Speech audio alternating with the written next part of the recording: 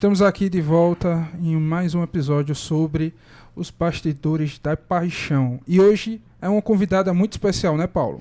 Rapaz, especial principalmente para mim, né? Porque é alguém que eu tive a oportunidade de trabalhar junto, né? De conhecer esse lado profissional dela, então muito competente. E ao mesmo tempo também eu tive a alegria de poder conhecê-la como pessoa, como ser humano, e descobrir que ela também é uma pessoa muito fácil de se amar. Personalidade forte, mas assim, essa história é importante que a gente deixe que ela mesma conte, né? Não é?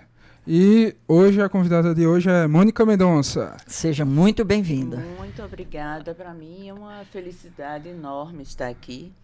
Muito bom você lembrar esse momento nosso no MUBAC, nosso reencontro com a Adélio. Era uma equipe bacana. Confesso que estou me sentindo Acho que 2009, lisonjeada. 2010, acho que foi esse período. Foi. E tivemos oportunidades maravilhosas, assim, de diálogo, né? De projetos, exposições. Foi muito bacana. Não esqueço que lhe pedi um presente de Natal. Paulo Possivelmente até hoje eu não vi, viu? Mas vamos ver. Eu pedi para que você chegou e me perguntou o que eu gostaria de ganhar de presente de Natal. E eu tinha acabado de chegar de Fazenda Nova e vi muitos adolescentes e crianças dormindo na rua. Aí eu pedi que você tirasse pelo menos um, me ajudasse. E esse momento foi marcante para mim e para você também. Por aí você já viu, né? Como é que vai ser e quantas histórias temos para ouvir, né, dela própria contando dessa vivência. Não esqueça de deixar o seu like, de se inscrever no canal, né, de compartilhar nesse especial que a gente está aqui da Semana Santa, ela que é atriz também, né, e também vai estar no elenco do espetáculo da Paixão de Cristo, mas lá em Fernando de Noronha. Então, bola para frente aí contigo. Agora, eu queria saber como é que começou a sua relação com a cultura. Foi desde pequena? Como é que iniciou? Foi desde pequena. Em casa, nós tínhamos um circo. Eu fazia números de acrobacias com savinho e era rumbeira do circo também. Em seguida, a mamãe montou um coral em casa com os filhos. E eu era a única que, quando abria a boca, ela fazia assim. Quer dizer, pare de cantar, né? E na escola, na educação fundamental, que hoje a gente chama, era na 7ª, 8ª série, eu adoro escrever, então eu escrevi um texto e montei na escola com os meus colegas, né? E isso perto da década de 80. Então, o que aconteceu? Meu maior sonho era participar do espetáculo da Paixão de Cristo de Nova Jerusalém, que eu ia desde pequena. Não é? Quando o Carlos Reis era açoitado, eu ficava indignada, eu caía em prantos e ia para o braço dele, tentava tirar aquelas marcas da maquiagem nas costas. Certa vez até dei um puxavante de cabelo em José Ramos, porque ele disse, foi esse aí que me chicoteou. Então eu pedia muito ao meu pai para fazer parte do espetáculo e ele nunca permitiu, né? Então foi que eu resolvi ir embora para São Paulo. Antes de você chegar em São Paulo, para quem não conhece, rumbeira não é só a que canta, né? No circo, ela na realidade... Passos de rumba no circo, enquanto os meninos tocavam. Lá em casa era uma festa, né? Savinho na sanfona, Paulinho na zabumba, Robinho no triângulo, era o forró da pesada. E você cantava, dançava tudo? Não, mamãe me proibiu de cantar. Sim. Aí eu comecei a tocar reco-reco e ganzá. Percussão. Sem cantar, mas ainda assim cantava. Aí era todo mundo cantando, era Guadalupe, Ana Paula, as irmãs, a família toda. Eu não sei como os vizinhos aguentavam. Mas era uma festa. Outro pulo eu vou dar agora aqui, saindo, mas eu volto, que é a Live, né? Veja aí de onde vem esse talento musical, Pronto. Além do Dominguinhos. Aí, quando ele chegava, aí era que o forró cobria mesmo, né? E Live cresceu nesse meio. Tá, vamos embora para São Paulo. Pronto, aí eu me vi passando por dificuldades, porque meu sonho maior era fazer teatro. Meus irmãos mais velhos moravam lá. E eu decidi ir morar com meu irmão, que era médico, Epaminondas Neto. Não está mais aqui entre nós. Cheguei na casa dele, desembarquei na Avenida Paulista. E assim que eu cheguei na casa de Epaminondas, eu encontrei uma grande amiga da família chamada Márcia Fazano, uma produtora de teatro, irmã de Vitor Fazano. E ela me perguntou o que era que eu tinha ido fazer lá, né? Eu falei, bom, eu vou continuar estudando, porque foi essa condição que eu tive para poder vir, e quero fazer teatro. Aí, prontamente, ela falou com um diretor de teatro chamado Roberto Lage, que é bem conhecido, e eu fui operar som numa peça que era de conclusão do curso da Escola de Arte Dramática da USP. Aí, menina, era gravador de rolo. Eu pedi o texto, eu tenho uma facilidade muito grande para decorar texto, eu decorei o texto todinho, então era besteira para mim. Aprendi a mexer no gravador, e aí eu ia fazendo os cortes, alterações, né? E foi uma experiência maravilhosa, né? Depois disso, eu recebi uma bolsa de estudos para fazer a Escola Macunaíma de Teatro. Minha professora chamava-se Ingrid Coldella. E o diretor da escola era o senhor Silvio Zilberman. Uma escola bem conceituada, lá em São Paulo. Então essa base sua realmente ela foi Veio de lá. muito Aí eu me inscrevi. sólida. Foi. Ah, Foi assim onde eu comecei a andar, né? A caminhar. Eu aprendi a andar em São Paulo. Então, eu me inscrevi para a Escola de Arte Dramática. Só que aconteceu uma coisa assim inevitável, uma proposta, que foi foi trabalhar na produção das comemorações dos 80 anos do dramaturgo irlandês Samuel Beckett. Então, nós fizemos, em 86, 8 peças de Beckett. 4 profissionalmente, com um produtor chamado Yakov Sarkovas. E nessa peça trabalhava Maria Alice Vergueiro, trabalhava Edson Santana e trabalhava... como era o nome dela agora? Cissa Carvalho. E eu fiz um teste, passei. O teste era num porão da Fradique Coutinho, em Pinheiros, e eu consegui passar. E foi Márcia Fazano também quem conseguiu para mim, né? São pessoas que dão a mão a gente, e ela era muito amiga de Guadalupe, de Savinho, de Ana Paula, da família, enfim. Então, foi uma experiência extraordinária, porque nós estreamos no Teatro Sérgio Cardoso, fizemos uma temporada de muito sucesso em São Paulo, e em seguida fomos para o Rio de Janeiro, com essa mesma peça, o Catastrofé, que tinham 4 textos. Só interromper um pouquinho, aproxima mais do microfone, porque senão não vai captar tão bem. Então, aí fizemos São Paulo, no Sérgio Cardoso. Foi um desafio para mim muito grande, porque eu comecei a trabalhar não como atriz, mas como iluminadora que fazia um papel de inquisidor em uma das peças. E também ajudava a fazer a maquiagem, a pintar as mãos de Maria Alice Vergueiro, de Edson, de todo mundo.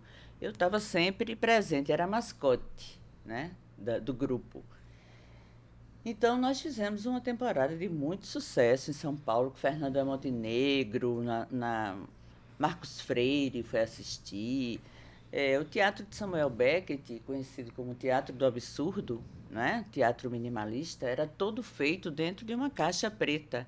Lembro que o cenógrafo era J.C. Serrone, é muito conhecido ele lá em São Paulo.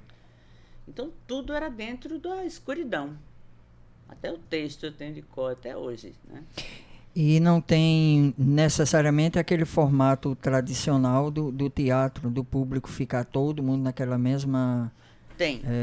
Tem. Mas tem a dinâmica Mas havia uma elevação. E como a peça era feita dentro de uma caixa preta, com lentes direcionadas especificamente, pontualmente para os atores, eram lentes elipsoidais. Por exemplo, Maria Alice Vergueiro fazia tinha um texto dela que abriu o espetáculo chamado Eu Não, que era só a boca dela em cena. Você só via a boca. E eu ensaiava essa boca com a lanterna no porão da Fradique Coutinho. Nisso eu ia decorando o texto. E o comédia, que era o que eu trabalhava, tratavam-se de 3 urnas. Foi inspirado no Inferno de Dante, né? Foi muito interessante quando eu me inscrevi para a EAD, porque eu recebi uma lista de livros. E aí eu comecei a mergulhar no universo de Shakespeare, de Molière, Calderón de la Barca. E aí você passa a ter todo uma base dos clássicos, né, do teatro. Ariano Suassuna, com Auto da Compadecida. O objetivo do teatro minimalista é justamente fazer a cena mais real, né, do que aquele convencional. Exatamente. E Essencial, isso né? que o Fábio Pascoal vai procurar mostrar nesse novo TEA, né, no novo espaço de teatro do TEA, que eu creio que tu já viu como está, né, que é um formato que parece uma caixa. Ele pode usar tantas cadeiras de forma tradicional ou não usar cadeira nenhuma, né, o pessoal se movimentar livremente. Mas em vários espetáculos que tem sido proposto pelo FETEAG, a proposta é essa, né, dar a impressão de que você está ali dentro de onde o espetáculo está acontecendo. De novo, lembrando como acontece o espetáculo, a encenação da Paixão de Cristo, seja onde for, né? Que é como se o elenco estivesse ali caminhando junto com a gente e a gente participando daquele momento. Então é um teatro mais... E você foi forjada nisso? Maria Alice, ela ficava a 3 metros de altura. Então era uma boca que estava a 3 metros. E ela contava a história da vida dela, negando que era ela mesma. Era um texto extremamente existencialista. E Rubens Rusch, o diretor da peça, ele que traduziu todos os textos de Beckett. Tanto ele como Gerald Thomas, outro diretor de teatro muito, assim, que eu sou...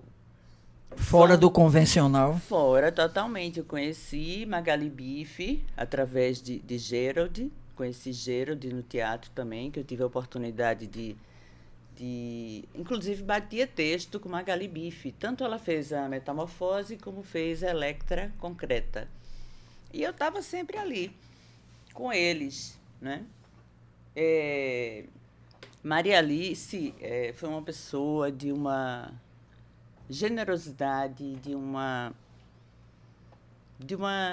experiência, né? De uma troca de experiência tão extraordinária comigo. Ela tinha tanta paciência, porque teve um dia que eu errei. Porque eu operava um canhão embaixo, no proscênio, numa inclinação que tinha, eu operava um canhão enorme que iluminava 3 rostos. Interessante. Você iniciou com áudio, né? Fazendo a edição de áudio e agora iluminação.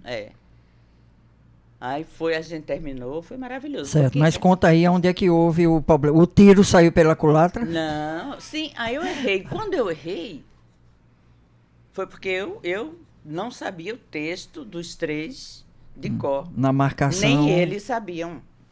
Eu digo que eu vou decorar esses 3 textos. Porque eles falavam de forma alternada, não era uma sequência. Era uma loucura, uma coisa assim, pareciam 3 chamas. 3 velas, 3 chamas de vela, com a rapidez. Porque isso, quando Beckett montou na França, ele fez com um sistema computadorizado. Naquela época, ele já tinha uma outra forma de fazer. Tanto que, quando a gente estreou no Rio de Janeiro, no espetáculo da classe teatral, era Lucinha Lins, Ivan Lins, Jonas Mello. Quando eu saí de cena, Jonas Mello gritou: "Ei, mocinha!" Aí eu olhei, e ele falou: "Era você que estava operando aquele canhão ali?" Falei: Que trabalho extraordinário, porque eu decorei o texto dos 3 e para mim tornou-se muito mais fácil. Aí um dia deu um nó. Maria Alice errou, Serginho era o iluminador, deu um blackout, e aí a Maria Alice começou a sussurrar o texto. Sim, estranho, melhor a escuridão. E quanto mais escuro, melhor. Até escuridão total. Então, tudo bem por aí, a cortina fechando e eu entrando por baixo da cortina. Eu digo, meu Deus. Mas foi assim, fantástico. A gente, quando foi para o Rio, nessa temporada, a gente foi inaugurar a Casa de Cultura Laura Alvim, em Ipanema, que tinha ficado fechada há um tempão. Aí foi muito bom. Foi assim, uma experiência magnífica com Rubens Sushi. Oito peças de Beckett. Só que nesse intervalo, como eu tinha assistido a Metamorfose de Gerald, eu comecei a ficar extremamente inquieta e eu fiz o quê? Adaptei, fiz uma pesquisa profunda sobre a obra de Franz Kafka, né? Um tcheco, e adaptei um conto dele, chamado A Toca. Nessa época, eu trabalhava numa produtora cultural chamada Mixon.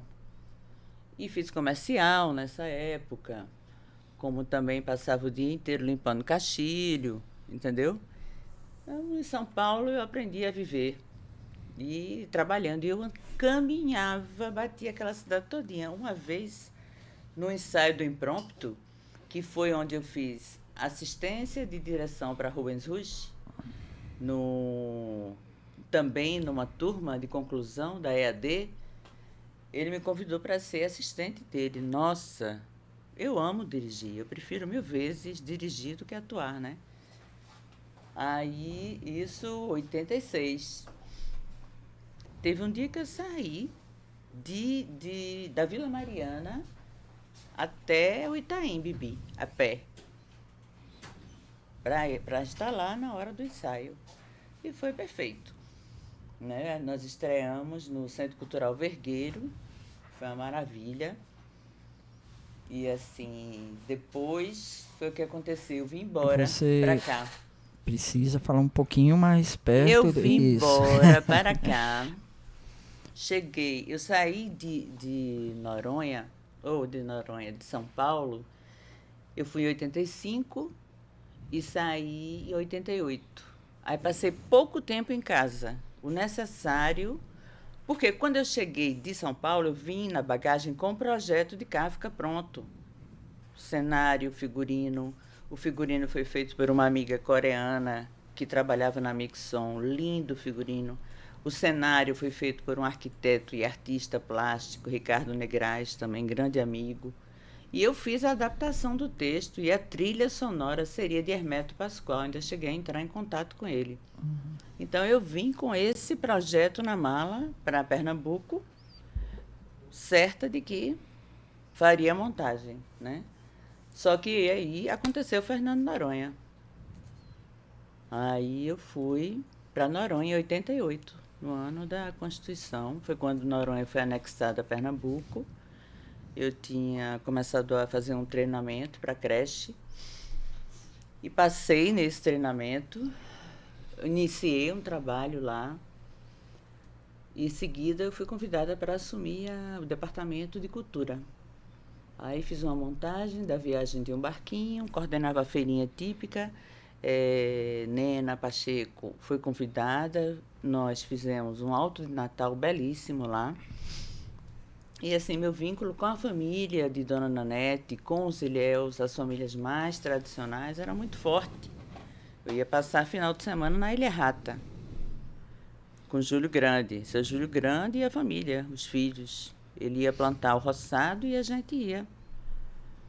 Então, convivi com a família de seu Salviano, com a família de Dona Nanete, inclusive o esposo dela, que também já não está mais aqui entre nós, seu Cesário. Ele foi contemporâneo de Plínio Pacheco, enquanto ele estava lá no comando da aeronáutica, em Noronha. Então, um lugar muito forte para mim.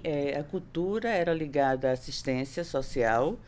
Então, eu tinha um trabalho legal no Clube das Mães, com os agricultores, os pescadores, no centro de convivência, na creche. Aí surgiu a apresentação da viagem no barquinho. Eu saí de Noronha em 91. Em 90, dia 20 de setembro, teve um acidente aéreo. Isso mexeu muito comigo, porque eu vinha nesse avião para o continente e foi um livramento para mim, né? Eu cheguei aqui, inclusive fui para a casa de Churuca, que era quem me acolhia nesse momento. Churuca, que vai estar conosco num desses episódios do OpinaCast. Então você aguarde, também a gente está aguardando com muita expectativa. Logo, logo, ela também participando de um OpinaCast aqui com a gente. Pois Churuca bem, lá Pacheco, vamos minha lá. grande acolhedora, né? Nesse momento tão difícil. E aí, em 91, o que aconteceu? Quando eu saí de Noronha, eu passei um tempinho em Recife trabalhando no Sindicato dos Artistas, na época de Ivonete Melo. E resolvi que passaria mais um tempo em São Paulo, 91. Aí eu passei 11 meses em São Paulo, foi quando a minha tia, Diva Pacheco, foi passar por um procedimento cirúrgico de um problema reumatológico, né, de artrose, e eu estava lá em São Paulo. Então foi uma oportunidade da gente se aproximar, e foi aí que eu lancei meu grande sonho de trabalhar na Paixão. Aí eu entrei na Paixão de Cristo em 92. E fiquei de 92 até 99, trabalhando lá. E eu esperava o ano inteiro para chegar aquele período, porque eu amava estar ali entre aquelas pessoas, né? Paulo Góes, Jones Melo, Edinaldo Lucena, o pessoal de Caruaru, Maria Alves, Seba, Severino. Eram momentos assim de grande troca, de grande harmonia. O espetáculo é grandioso, é fantástico, plasticamente belíssimo. Tem uma trilha sonora extraordinária, produzida por Hugo Martins, não é? Se aperfeiçoa, pelo menos busca se aperfeiçoar a cada ano, né? Seja Busca. na luz ou no som, ou para estar sempre surpreendendo, né? Busca, e você que está ali no processo criativo, atuando, a sua busca também é essa até o último dia do espetáculo. Nunca está pronto. Então, todo dia é um novo espetáculo. Entendeu? É emocionante ver a chegada do público, é emocionante ver Plínio Pacheco lá do lado do cenário de Herodes, né, fazendo críticas. Olha, você faz esse espetáculo para a pessoa que está lá no final. Não fica fazendo para quem está aqui na frente, não, porque não adianta. Você faz para a última pessoa. Não, nessa época tinha o quê? 7, 8 mil pessoas assistindo o espetáculo. Então era fantástico, né? É um trabalho extremamente profissional, né? Acho que Robson Pacheco conduz isso com muita maestria, ele tem o conhecimento de tudo, ele adquiriu. E logo, logo vai estar passando o bastão, né? Pelo jeito. Mas um dia de cada vez, sim, né? Sim. Eu sei que a disciplina é a palavra de ordem. E é um lugar de um magnetismo extraordinário, né? Eu era muito feliz quando eu trabalhava ali. Eu realizei meu sonho. Aproveitar que ela tocou no assunto do espetáculo, né, da Paixão, para a gente dar um giro nas redes sociais, inclusive lembrar você que ainda não comprou o seu ingresso, né, ainda não se agendou, não se organizou para assistir. Então, tá aí, ó, no nosso blog, você acessa e tem o banner, onde já vai direto dar o acesso a você já comprar seu ingresso. Está aí o elenco principal, as datas, né, que o espetáculo vai acontecer. E nele também, no blog, tem você pode conhecer melhor aqui o estúdio da Casa Cast, não é isso, Patrick? Só clicar em cima do logo da Casa Cast, aparece o Instagram, clica aqui nessa partezinha onde tem um link e fala direto com Ingresson Alain, que ele vai fazer a melhor estrutura para você, para tornar suas ideias realidade. Nesse ambiente confortável, né, e com todo esse muito profissionalismo. E esse acolhimento, né, da parte de vocês, que deixa a gente à vontade, isso é muito importante. Muito bom saber. Eu queria saber, na questão de Brejo Amado de Deus, como é que ele recepciona o espetáculo? Tem Como é que a cidade se prepara para isso? De uma maneira muito acanhada, eu diria.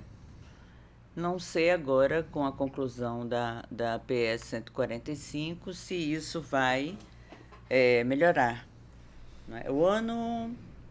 Ano passado, nós estávamos lá na antiga Casa de Câmara e Cadeia com uma exposição sobre Frida Kahlo e Diego Rivera. Uma exposição internacional que nós conseguimos, uma pauta para levar para lá. Esse equipamento que é vinculado à Fundarp, do governo do estado, e que você gerencia, não é isso? Estou atualmente. Aliás, né, eu cheguei lá em 2004, ainda tinha um preso. E aí que é isso? Foi. E eu estou fazendo um trabalho muito interessante. A gente já está partindo para o lado da gestão pública, né? Porque eu entrei na gestão pública em 2001. Estamos em 2023. É importante dar essa introdução até chegar na Casa Câmara Cadeia, até porque também passa pelo período que você e a cultura esteve, sempre né? presente, né? Nós realizamos... No MUBAC. Exatamente. Nós realizamos em 2005 o Circuito Pernambucano Ela de tem uma Artes formação Cênicas. como museóloga, né? Não, turismóloga. Turismóloga? É. Mas tem uma experiência nesses espaços museológicos, né? Não a formação, na mas... dinamização. No caso, seria uma técnica de dinamização de equipamentos culturais. Sim.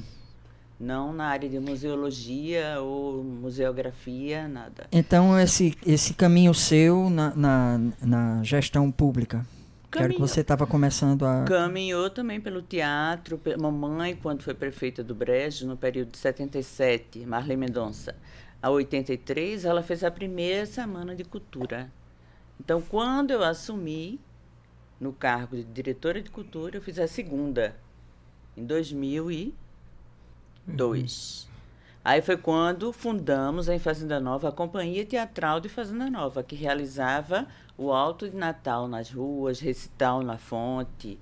Então, eu nunca me afastei do teatro, assim, completamente, né? O ano passado, nós fizemos uma temporada, há 2 anos, uma temporada da Viagem de um Barquinho.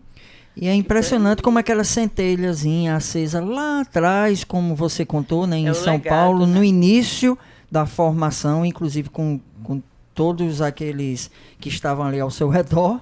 É interessante como isso vem se completando ainda esse ano, né? Você, enquanto atriz, né, encenando, que também a gente vai explicar daqui a pouco, entrando mais nisso, em relação ao espetacular de Fernando Noronha. Então o teatro é fascinante, sempre foi para mim, sempre foi um sonho. Eu adoro escrever, eu tenho muitos textos guardados, curtos, e tem essa adaptação de Kafka pronta, nunca montei encenada ainda não. É um monólogo. Esse monólogo já foi lido apenas uma vez, na casa da poeta Maria do Carmo Barreto Campelo de Melo, por Dona Geninha da Rosa Borges e por Rubem Rocha Filho. Foram os únicos atores que leram esse texto, que eu adaptei, de Kafka.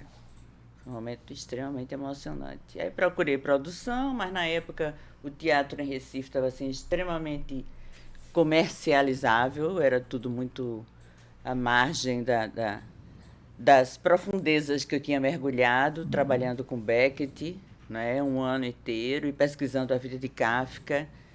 Então, para fazer...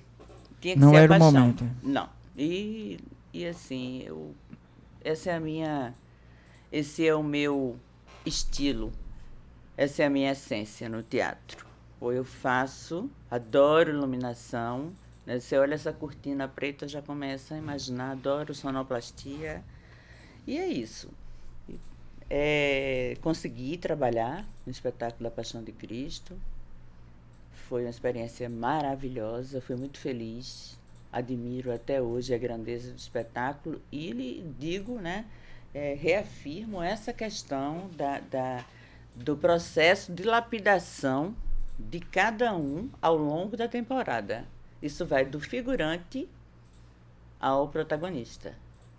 Daí a importância de tentar, pelo menos, manter o elenco o mais constante possível, né? No caso, Uma vez ou outra, e tem trocas, tem substituições. é como uma orquestra, né? Regida, né? Que foi ao longo de muitos anos por José Pimentel, depois Carlos Reis, Lúcio Lombardi, Clênio Vanderlei dirigiu muito tempo. Clênio Vanderlei entrou no Drama do Calvário em 53 e só saiu em 76. Em 86, quando faleceu. No dia do meu aniversário, inclusive. Ele se ausentou 1 ano porque fez uma viagem. E ele entrou logo no começo do espetáculo, na rua. Né?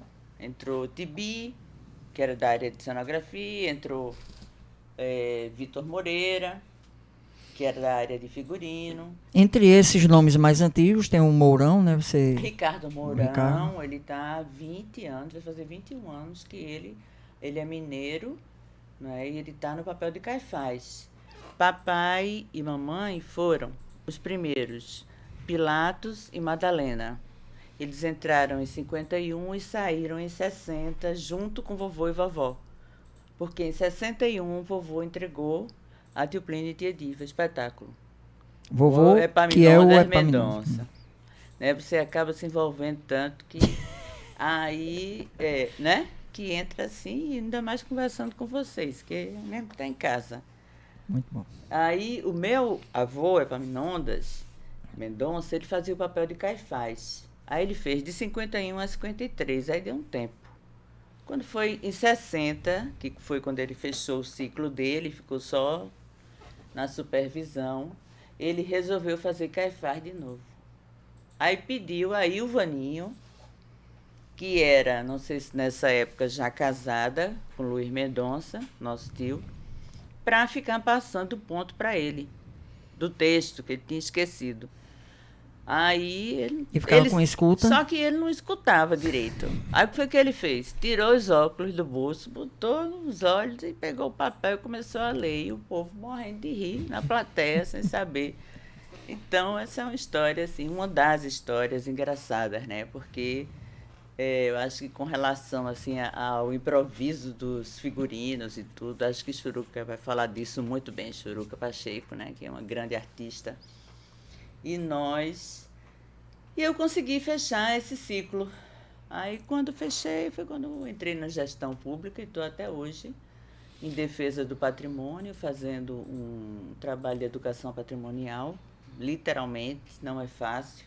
Acho que o professor Dante da novela perde para mim na luta em defesa daquele casario e da identidade cultural, do sentimento de pertencimento do nosso povo. É uma luta grande, mas vale a pena. Eu continuo adorando teatro, desejo que essa seja uma temporada maravilhosa, não é? Para Nova Jerusalém, e estou aí com esse desafio. E que bom que essa gestão do governo do Estado permanece assim com um olhar sensível, né, para zelar, para cuidar e para manter aquilo ali, né? Eu estou achando excelente a forma como eles estão iniciando esse processo. É só um começo, mas está sinalizando, né? Nós já recebemos a visita do superintendente da Fundarp lá na SECAM, como a gente chama, né? E ele ficou encantado, ele se mostrou satisfeito com a conservação da casa. E outra coisa, Silvério Pessoa, nosso secretário de Cultura, ele está abrindo diálogos com todos os segmentos, com as instituições. Então, existe um canal agora que você fala com ele online, despacha sem precisar se deslocar da Zona da Mata, do Agreste, do Sertão, para poder falar com ele e discutir ali quais são suas demandas, as demandas do equipamento cultural, do município, enfim.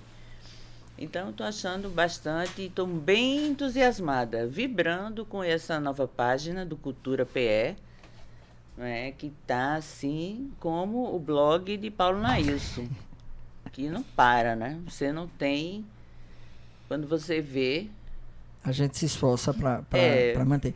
No período, nas vezes que você esteve lá em Fazenda Nova ou Brejo, você não chegou a conhecer a Casa Não, Câmara, não, né? não. Não.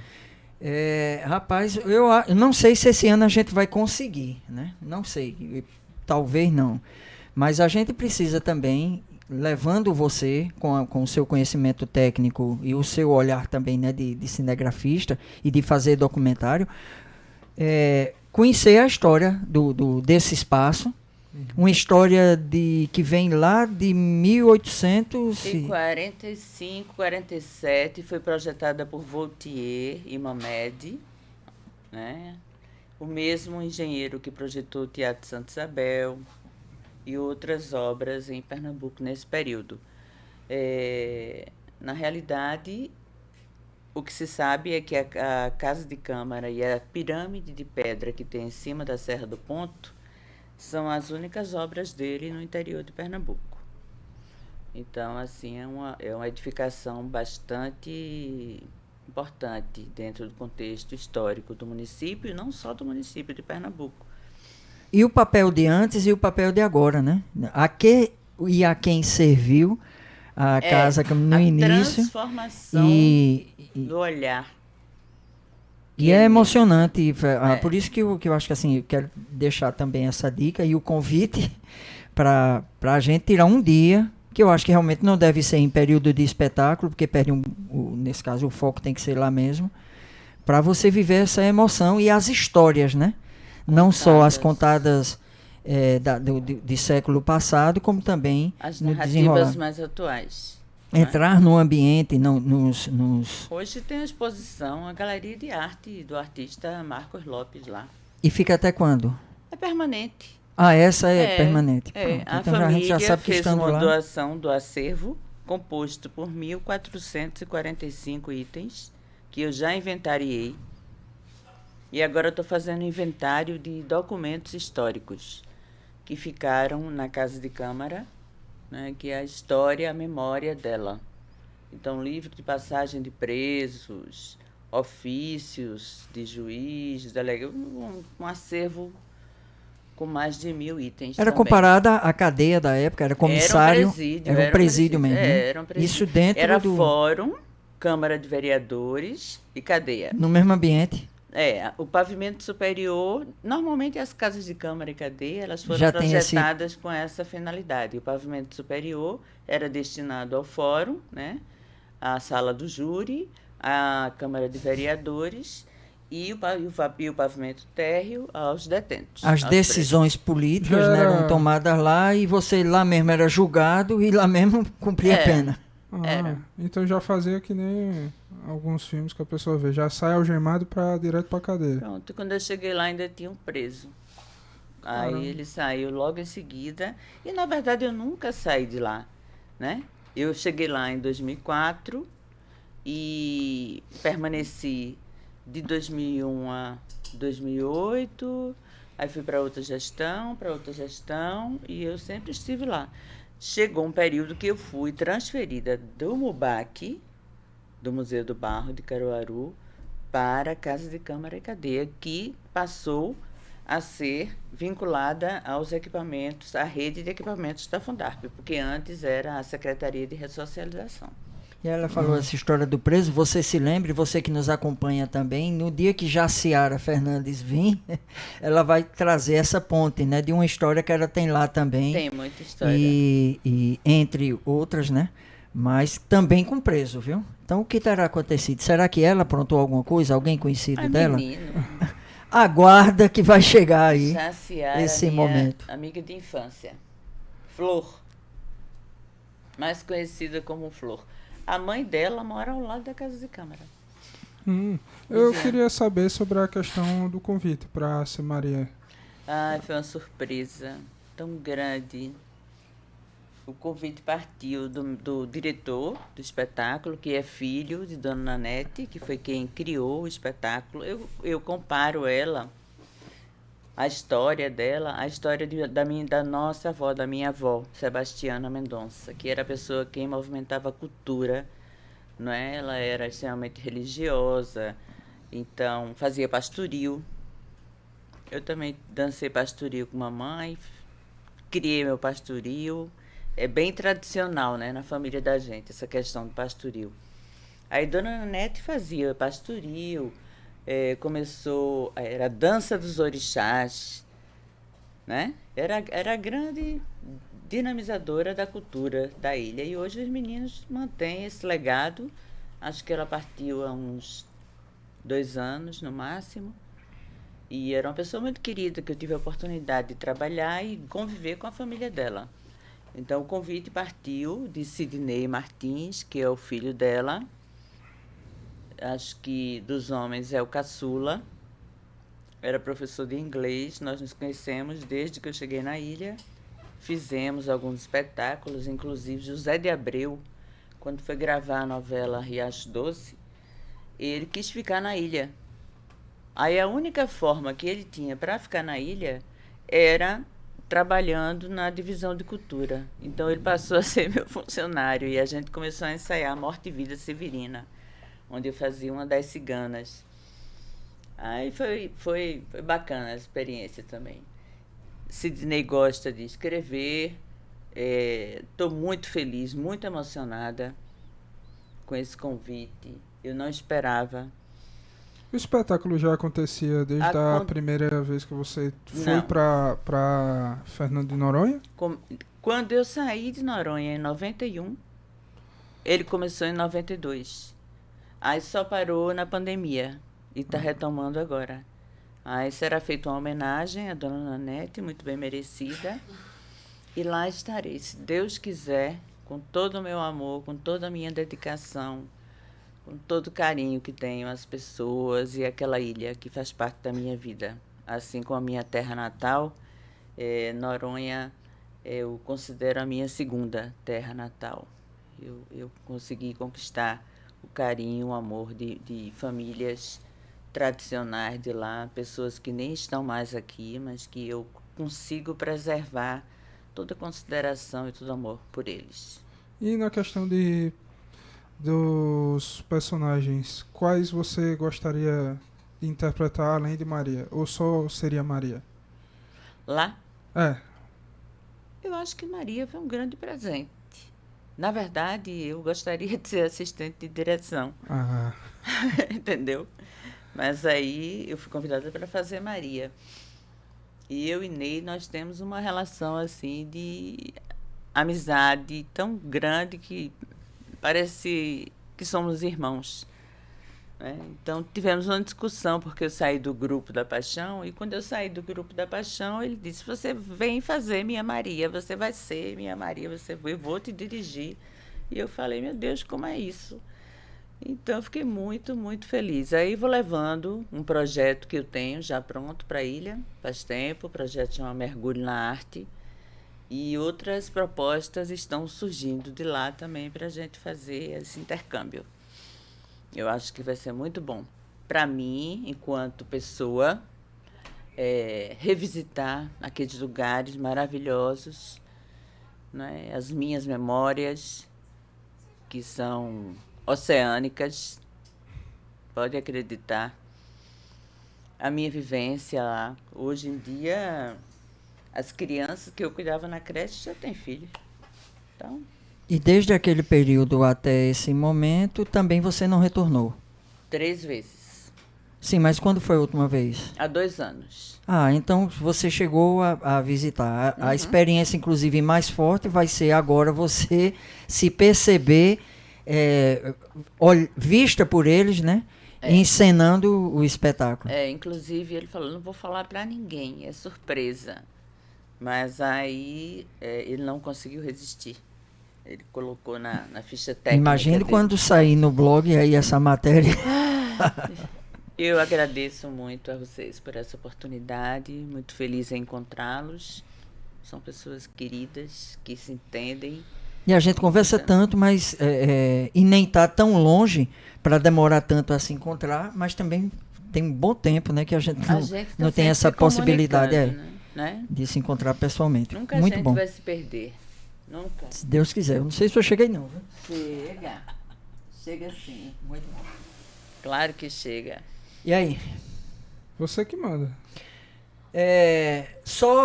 Antes de chegar no blog, só retornando, né, deixa o seu like, compartilha o programa de hoje com mais alguém. Deixa sua mensagem aí embaixo também. Não esquece de se inscrever no canal. A gente está com a meta aí já faltando pouco para bater. Chegou a 100? Não, mas está caminhando, né? Tá caminhando. E a gente tem percebido isso, né? Que cada vez mais o programa tem acompanhado o número de visualização, isso é crescente.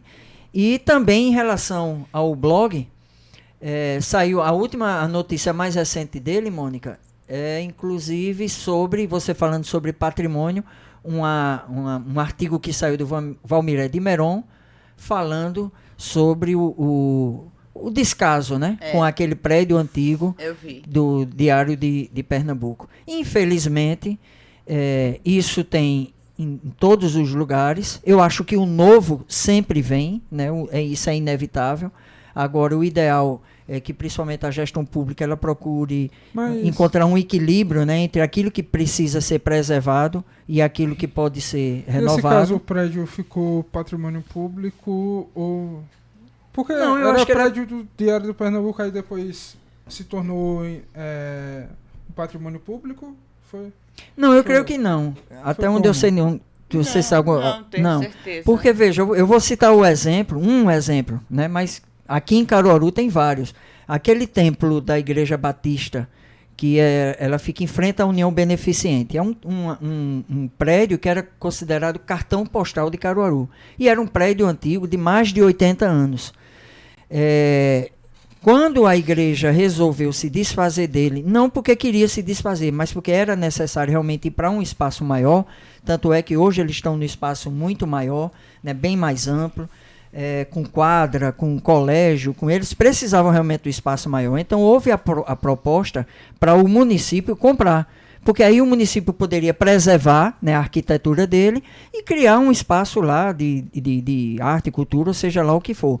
Do outro lado, né, e terminou sendo derrubado para construir um posto de gasolina. Do outro lado também tinha uma casa muito antiga, um prédio muito antigo, que também foi derrubado para construir farmácia. Graças a Deus, a União Beneficente ainda não. Na Rua da Matriz, né, nós temos... Então, em Caruaru tem vários locais assim. Precisa haver uma intervenção pública, né, que se antecipe a isso, com esse olhar, inclusive, plano de preservação que a Mônica tem tido lá em Brejo, né, de ter esse zelo para que a Câmara Cadeia que tem essa história, né? Não seja descaracterizada, né? Perca sua importância histórica. Não, isso não vai acontecer, não. Aí, no caso, mas é isso. Quando fica patrimônio público, o governo pode utilizar como? Sabe, mais ou menos? Sim. O governo, se é público, ou municipal ou estadual, né? Cabe ao município assumir a responsabilidade junto às leis, né? Deve ter no município. E com relação ao Estado, a responsabilidade fica por conta da Fundarp. Já se for uma edificação a nível federal, é com o IFAM. Você pode utilizar para sede, né, de algumas atividades do próprio governo, tem isso muito em Recife também e aqui, ou pode utilizar para equipamentos culturais, tendo em vista essa questão da arquitetura. Desculpa, o município ele pode solicitar o registro ali, o tombamento. Como imóvel. Foi feito em todo esse processo também aqui em Caruaru em relação à estação ferroviária, embora que está demorando muito, se arrasta muito. Mas é um processo demorado. Lento mesmo, né? Porque mexe com documentação, com fiscalização, com com planejamento, com manutenção, né? É muito complicado. E a resposta não é imediata, é lá na frente que você vê. Entendeu? Então, a gente está... Por mim foi show de bola. Caminhando para o final. Obrigada, amigo querido. Caminhando para o final e você está livre para falar o que quiser. Gratidão. Gratidão a vocês. Prazer imenso estar aqui, Alain. Muito obrigada. Muito prazer. E dizer que estava um pouco ansiosa, porque eram tantas informações, era tanta coisa que eu queria falar. Foi ótimo. Mas eu acho que fluiu bem e foi muito gratificante para mim. Muito obrigada E até breve. O PinaCast Então, o episódio chegou ao final, fica né? por isso, terminando. Então, até a próxima.